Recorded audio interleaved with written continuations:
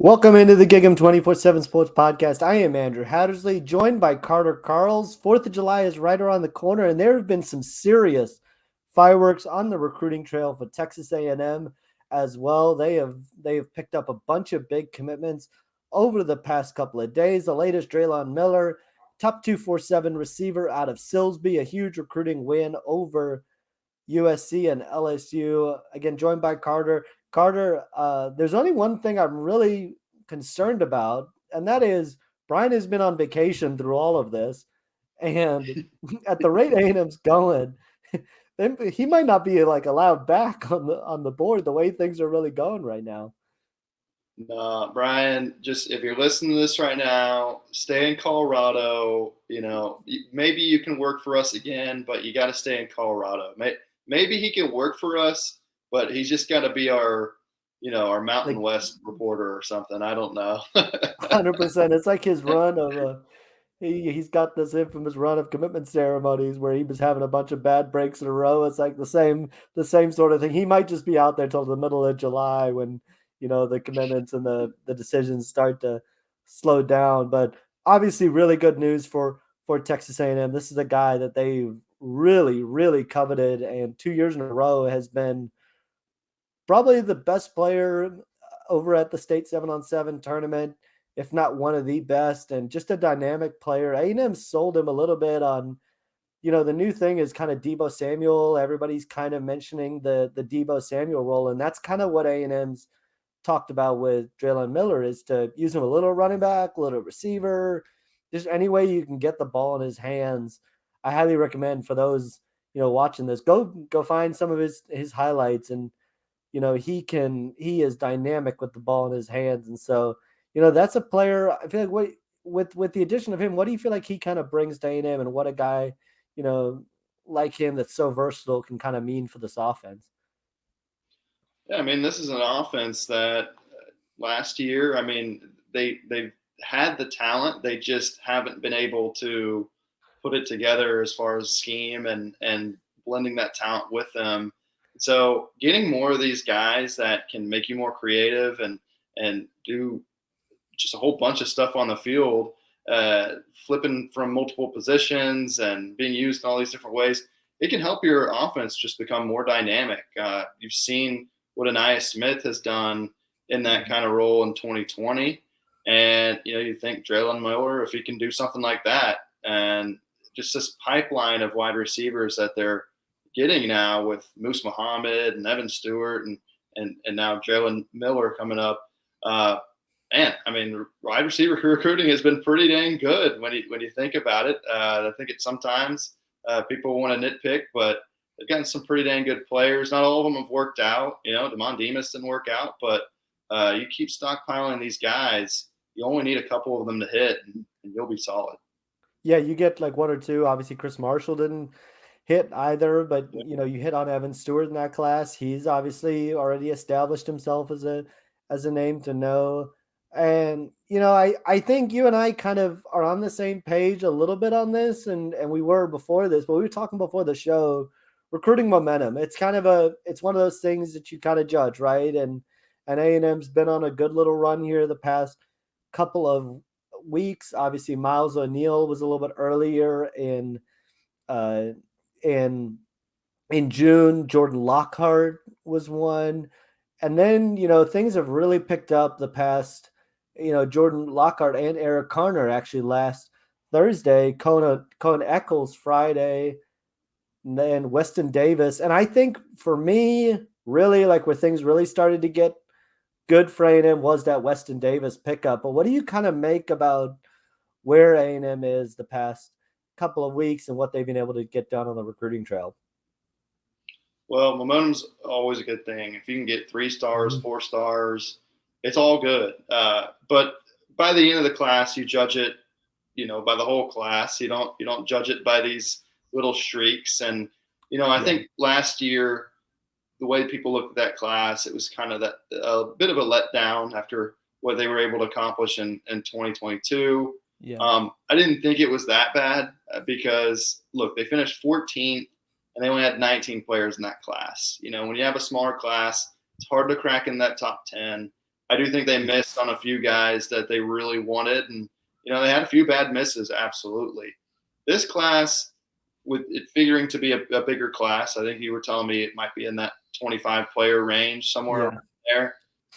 They need to be in that top 8, top 6, kind of that range they've been in. And it's funny, we always say, oh, top 8's great class, but then it's like 6th in the SEC, and you're like, man, there's 6 in the Yeah. SEC. It wasn't really that It good of a tells you class. how they're recruiting lately. But I think realistically, you say, okay, top 8, top 6. Before Drelon Miller committed, they were sitting at 27 on 247, 22nd in the 247 Sports Composite. This kind of brings them into the top 15 and top 20 in those two ranges. And so they still got work to do. I think it's easy to be kind of caught up in the moment of, oh, shoot, they got 6 commits in a week or whatever the exact number is. But overall, you got to look at how far are they, and I still think they've got a ways to go before you can say, hey, this is a great class. They got their foundations, they've got some foundational pieces. They just got to fill it out and get to that range. Right. And some of these guys could be, bumped up in the rankings. I mean, Miles O'Neill being one of them. So, even with the guys they've got, it could end up looking better than it did currently. So, still have a ways to go. I'm not ready to say, oh my gosh, they're just killing it on the trail, because hey, they still have some work to do. But Drelon Miller, I think, you talk about Weston Davis. Drelon Miller, to me, was a big one. This is going to be a guy that you look at the end of the class and say, this is like one of the top 3 or 5 guys in this class. And so this is kind of the big one that could move them up that next level, and we'll see how they fill it out. No doubt. Yeah, and I think they've hit on a lot of important positions the past week, right? Like starting with Eric Carner, you got a tight end in the class now. You got 2 linebackers with Jordan Lockhart joining, and Tristan Jernigan and Jordan Lockhart. So you feel better about that position. Still work to do with guys like Xavier Atkins, Justin Williams, some of those guys. You swing big now and try to really finish out that class. And then the offensive line, you look at Cohen Eccles and Weston Davis to go with Ashton Funk. You still got obviously Bennett Warren and Blake Ivy out there. You got Papa Afua as like kind of an interior guy. And then you add Gabriel Relaford. And I really like, I had people text me after, and this maybe goes to the rankings point. I had a couple people text me after the Gabriel Relaford commitment saying, man, is that pass rusher? I've heard that kid's a monster. And that's not people associated with A&M. That's not people following A&M. That's just people in the recruiting community who kind of took note of it and don't care about rankings or numbers, that were like, man, I've heard a lot about this kid lately, and kind of a late riser, kind of a late bloomer. If you want to talk about a guy that, could rise up in the rankings down the road, I think that's certainly one. And I think the Drelon Miller and the Weston Davis ones are big for me, though, in the sense that with Weston Davis, you were battling head to head with LSU, beat him for a guy like Weston Davis at a really, really big position of need. You look at Drelon Miller, and they were battling USC and LSU. Those are 2 programs that, were fighting for college football playoff berths last year. And A&M's able to keep a kid home that obviously is at a huge position of need. I think that's a really important recruiting win. And one of the things we talked about coming into the summer after last year, when we kind of do like recruiting recaps and check with people, last year just felt like there wasn't like a ton of buzz coming out of the weekends. Like it was just kind of like, I had a good trip, got this up next, and it was kind of onto there. And then July came around and they ended up missing out on a lot of guys, and they ended up having a nice run at the end with, Jaden Platt and Marcel Reed and Micah Tees and a lot of those guys.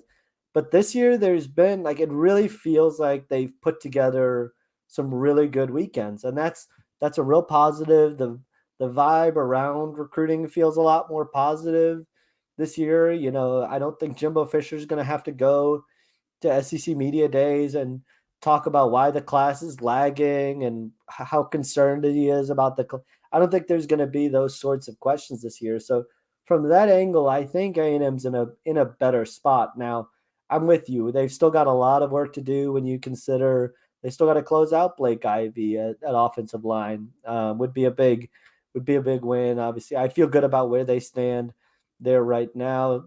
Terry Bussey is a guy they've targeted. We're one of the first ons way back to last summer, and you think about him, and that's the type of guy that I think is going to really push this class from where they are now to a top 8, top 6 type of class. And it really, for me, gets down to they've got to win on the field. They've got to put results on the field, because if they don't, there's going to be guys in this class that kind of look at the direction and question it. But if they can put together a strong results on the field, then I think you can really start to build off this strong foundation. Now we also have to talk, obviously, and for me, it makes what they've done last week particularly more admirable. Is it's obviously been a really tough week around the Texas A&M program, with Terry Price passing away last Friday, and they were still able to go through and have their visit weekend and try to move forward as best they can. But I know you've had a lot of chances to speak to people, and let me first say also that our condolences and prayers are kind of with the Price family and everybody around them. It's a very tough time for them, and so the Aggie community is really keeping them close and keeping the prayers up. But you've had the chance to speak to guys like RC Slocum and Kevin Sumlin. Just what have you taken away from those conversations? Yeah, he was a man who just seemed to have such an effect on everyone he came across. I mean, not just players, not just coaches, people that you wouldn't even expect. I mean, even reporters, and Yeah. like the thing about Kevin Sumlin and RC Slocum, I thank them so much for being open to talking and doing the story. I'm sure it wasn't easy for them to kind of share some of those stories, but I really wanted to talk to the two men kind of responsible for bringing Terry Price to A&M. RC Slocum brought pretty much was the lead recruiter. His area was Dallas, and Terry Price was out of Plano. So he was his primary recruiter. And Kevin Sumlin obviously brought him back in 2012. So those were kind of the two guys. And what's fascinating is it wasn't easy for them to bring Terry to A&M. For RC, he talked about how difficult his recruiting process was because he would not let any school talk to him or go to his school until after his senior season. He had some strict rules there. Yeah, and you think about it now, like there really is not any recruit that would ever do that. Like Nope. That's you're talking to them as 8th graders and freshmen, pretty much. Like they're taking visits, they're doing camps where they're in 7th grade, and then with Kevin Sumlin, Terry Price had taken the job at Texas Tech and had been there for a couple months, and Kevin Sumlin was like, "Hey man, I want you to come out here." He's like, "Dude, I already moved to Lubbock." And so you have to read the story to kind of get a sense of how that went. But it was really interesting to hear that, like, not only was it hard to initially bring him to A&M, but it was kind of hard to bring him back. But, thank goodness he came to A&M both times, because he really left his mark. I think when you just talk to people about him and their memories of him and what he meant to this university, it really, I think you can make the argument that he's the most beloved assistant football coach that's ever coached here. Yeah. I was talking to one person about him, and they were telling me, they said, I don't know if they would do it. I don't. They put so much money into it. They're probably going to name it after one of the donors who put money into it. But the new indoor facility, he was saying, I would like them to name it after Terry Price. Yeah. That would be pretty awesome. That'd be awesome. I don't know if that's going to happen. I mean, this was someone who would kind of have influence over that. So I don't know, but they were talking about that, and I thought, man, how cool would that be in August when they reveal it. It's the Terry Price indoor facility. But, beyond that, yeah, just really thankful that RC and Kevin took the time, and they shared some great stories. RC at one point said, if every player I coached was like Terry Price, I wouldn't have gray hair. and so many great stuff like that. So y'all have to check it out if you haven't already. I highly recommend it. It's a really good read, and certainly enjoyed it. I'm not just saying that because I work with you. It was a really well done story, and some beautiful stories in there. And I think I echo, from a recruiting standpoint, I've had kind of the unique opportunity to get to speak to so many prospects that or get recruited by Terry Price. And Nigel Smith's one that was down on an official visit weekend, and I can't imagine what it was like for him this weekend. It was probably a really, really tough weekend because he is a guy that Terry Price had recruited for the last 2 years, and now he's coming down on an official visit and arrives, basically around the time that the news starts going around that Terry Price had passed away. And so it was probably I'm sure a really difficult weekend for him, but I think he's a great example. And why I bring him up is, very few conversations with Terry Price were actually about football. It was about so much more than that. And the way he's able to, impact kids' lives and impact families' lives and talk about them and connect with them off the field was really, really special. And I said this on an earlier podcast, and he was revered by a lot of kids, and it wasn't because of the football acumen. Everybody obviously understands, he was a tremendous football coach that had worked with Myles Garrett and what he had done there. But it was, things like the barbecue, like how he brought barbecuing and grilling into, cooking for his players and cooking for recruits during the pool party at the end of the summer, and how he did, a lot of players said when he would recruit them, he would talk to them and then ask to talk to their family as well. And it was so much about connecting with them off the field that he was just a special, special man. And, getting to learn about him through recruits was a special opportunity, and he will certainly be missed. That is for sure on every level. And I hope they do something cool for him. And, there's been some cool ideas kind of pitched around. So, keeping his family in our thoughts, and just a tremendous loss for the community. So, just lifting his family up. I'm sure it's a difficult time. We're gonna take a quick break, and when we come back, we're gonna switch gears a little bit and talk a little Texas A&M basketball. There was some scheduling news there, so we'll be back right after a quick break.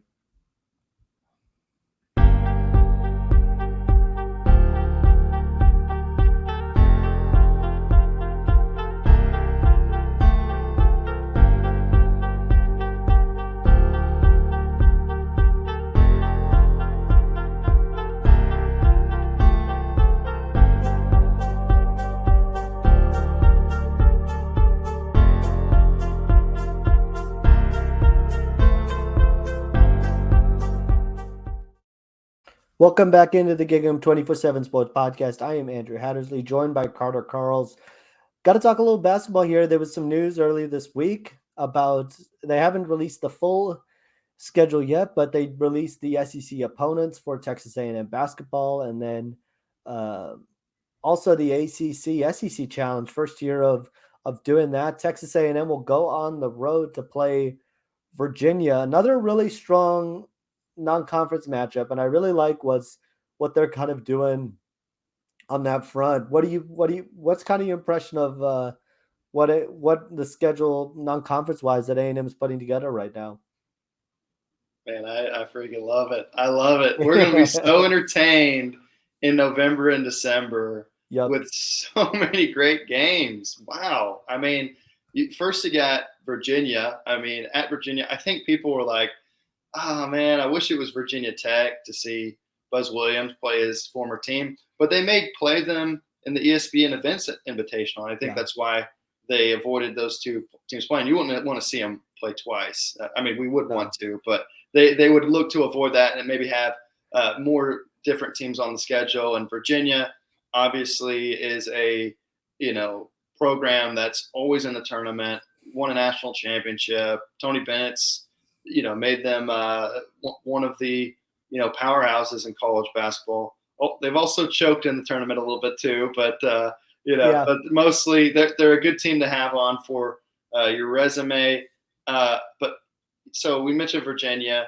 Houston's a neutral site game. That's easily going to be a quadrant 1 game. At Ohio State, don't know exactly how good they'll be. They weren't in the tournament last year, but with it being a road game, you have to feel like that could be a quadrant 1 game. At Virginia, that'll be quad 1. Home against Memphis, Potentially. May not be quad 1, but it could be. I would assume it'd be at least quad 2. And then you're going to play 3 of either Virginia Tech, Iowa State, Butler, Penn State, VCU, Boise State, and FAU in the ESPN Invitational. I mean, you're talking about having at least probably 5 quad 1 games in your non-conference schedule. And what we've learned about quad 1 games, at least in the non-conference play, it doesn't really matter that much if you lose them. Like, you only have something to gain when you play quad 1 games. And then when it comes to like quad 3 and quad 4s, you only have something to lose when you play those games. You play Wofford and you beat them, no one cares. You lose to them, and everyone talks about it for the next 3 months. That's what happened last year. Yep. And I think Buzz Williams kind of learned his lesson there and said, okay, committee, not only did you screw us in 2022, but you screwed us in 2023. It's time. We're going to go all out and make this schedule crazy to where no one can say anything about this. And if you lose 4 of the 5 of them, hey, you won 1 quad 1 game, right? Yeah. Like, it's not going to be that deflating. Now, you don't want to get killed and you don't want to lose all of them, but it's a numbers game. You just want to 1 or 2 or 3 of them, and hey, you're in a really good position. You are, and that's the thing for me is, and who knows, DePaul's obviously been towards the bottom of the Big East this year. Until they prove otherwise, that's probably a game that you have to win, and that's one of those bad losses you can't have. SMU is obviously coming off a really bad year. That's another one in the non-conference. You've got to win those 2. And then, like you said, Memphis has been pretty good. They've been like a fringe NCAA tournament team the last couple of years, obviously with Penny Hardaway. And so you expect them to be at least pretty good, right? And Ohio State road game, I think you can probably safely bet that's probably going to be a quad 1 game or quad 2. But if you lose a quad 2 game, it doesn't matter. It's okay. But I think that's the point, right? What we've seen from the committee is they're basically looking at how many quad 1 wins did you have. And if A&M were to, play that stretch pretty nicely, and you rack up a lot of quad 1 wins, even if you're, okay to above okay in SEC play, they don't hold it against you. We saw that last year with Tennessee. That was a team that went out and played a brutally difficult schedule, was, I think, finished 4th, right, in the SEC. I think, if I remember correctly, finished 4th.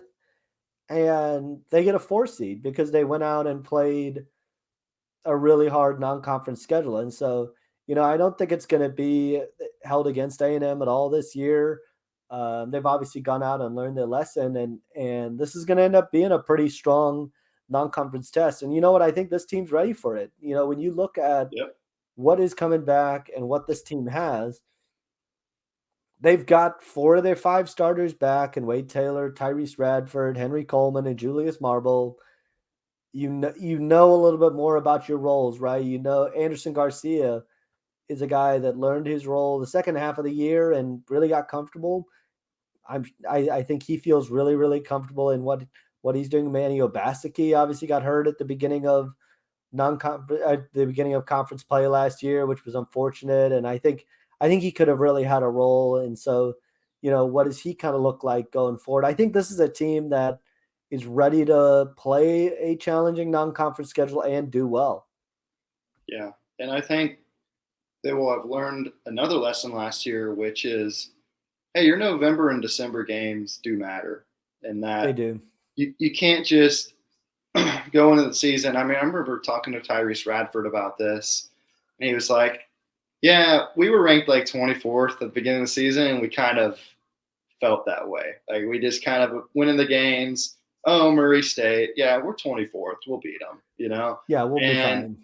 And this won't really matter that much at the end of the season.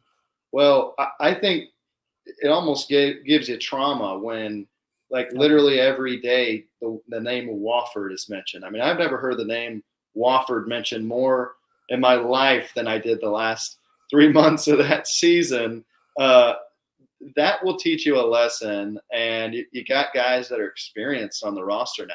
You mentioned Taylor going to his junior year, Radford coming back, being a guy that's been around for a long time, Coleman, Marble, all guys that have been around a long time, and they, bolstered the roster with a couple transfers, Eli Lawrence and Jace Carter. So I think they filled out their bench and filled out their kind of versatility and defense and shooting a little bit better. They've just got kind of a little bit better in every regard, and they brought everybody back. And so I think they're ready for it. Again, you don't need to win all these games. Beating Houston is going to be very, very difficult. Beating Virginia at Virginia, that's not going to be easy. But you beat Memphis at home. You beat Ohio State. You win a tournament game. Pick off one of those games. Yeah, I mean, that's all you really need. And then you go and then you don't lose to A&M Commerce, right? Like, don't lose to A&M Commerce. Don't lose to Houston. Can't remember if it's Baptist or Christian. Maybe they're the same. I don't know. Baptist or Christian. So Houston Christian. I think it's Houston Baptist, but I think it's Houston Baptist. Yeah. Yeah. Don't lose to them. And so anyway, beat SMU, beat DePaul, and beat those guys, and you'll be just fine. How is there a Houston Christian and a Houston Baptist? Aren't they the same thing? I don't know. I'm not sure. We'll have to go look that up and go from there. But I think it goes to your point, right? And I was asked about this. I did a podcast with the Dave Campbell's guys. They go around and kind of do a podcast with every team, and they kind of asked me, and I'd be interested to get your thoughts on this actually too, was on what clicked for A&M during SEC play. And I said, listen, they knew when they got to Florida, when they touched down in Florida to begin SEC play after losing to Wofford, a week earlier, there was no more room for margin for error. Like, they knew we've dropped all the bad losses we can possibly have. And so they played with that sort of focus and that sort of intensity the rest of conference play. And that's why you didn't have a letdown when they went to Ole Miss or when they went to South Carolina and a team that was down last year. They didn't have any of those letdowns. They lost to Mississippi State, lost to Kentucky, and the third one was against Tennessee. They lost to Tennessee. And so, those three losses aren't going to kill you. And they didn't have any other bad losses on the schedule. Swept LSU, who was bad, obviously swept Missouri. And so ended up being pretty good. And so I think that was kind of the key to that conference run, on top of, learning their roles and all that. Yep. It's going to be a really exciting season. I think, like, I understand A&M fans, we got to talk about this too. The Directors Cup standings coming out. They finished 24th. It was their first back-to-back stretch of finishing outside the top 20 since 04 and 05 through 05 and 06, those calendar years. It's tough. This was a brutal A&M athletics year. Yep. A lot of losses to Texas, a lot of bad tournament losses. When I say losses to Texas, I mean in the postseason. Softball, obviously, but baseball, the way that ended, after having so much optimism. Basketball, you had so much optimism. Like, that was a thing. If there wasn't as much optimism, it wouldn't have been so deflating. But it was tough. But I think this coming year, if you had to look at the three sports and say, which of the three probably give you the most confidence, it's got to be basketball, in my opinion. Just because of all the talent you got back. Like, football, you could talk yourself into it with all the talent and stuff, but it's the SEC. you can have everything going right and you still go 9-3, right? Yeah. And baseball, I still think they got some questions there, and they're going to lose some pretty important players. So basketball is really the one that I'm looking at, and I'm saying, feel really good. This is a team that could get like a 3 seed this coming year. Yeah. Like that's how good they are. This could be one of the best teams this program's ever had. That's how high I am on them. And yeah, this early schedule, we talk about how good it is for the resume. It'll also be good to prepare them for those tournament games. Yes. You know, these are the teams you're going to see. Play a bunch of tournament teams. Yeah, these are the teams. Like, I think last year they didn't play a lot of tournament teams outside the SEC. So when they played the Penn State, who had such a unique style. I mean, I saw Jalen Pickett go to the Nuggets. I'm like, this guy's a mini Jokic. That's going to be fun. Yeah. But Jalen Pickett was so different than anything they played. And so playing a Virginia team that, you know, has that pack line defense and is so distinct, playing at Houston, I mean, they've got a very distinct brand of basketball. Memphis, too. Playing them again, I think, will be really valuable. That will prepare them for the tournament to where, hey, they're not just going to go one and done. Maybe they can go the second weekend, maybe even the third. Yeah, no doubt. I completely agree with you. And I think it's like you said, there's no harm in playing these sorts of games and seeing all these different styles that you might see in the tournament. So going to be really fun. The season's going to be here both on the football and basketball side. We're going to be off and rolling here pretty quickly as we head towards the month of July. So again, thank you to everyone for joining us on this edition of the podcast. Be sure to hit the like and share button. This YouTube channel is continuing to grow, and we really appreciate all the support and all of you, those of you who are following along. Same on Spotify and iTunes. Be sure to like and subscribe on there as well to get a notification every time a new podcast drops. And we'll be back next week to discuss plenty more. Got a lot of good topics we were already talking about for next week that we weren't able to get in this week. So got a lot to get to, and we look forward to being back to join you guys. So until then, everybody, have a great holiday weekend, and we'll see you guys soon.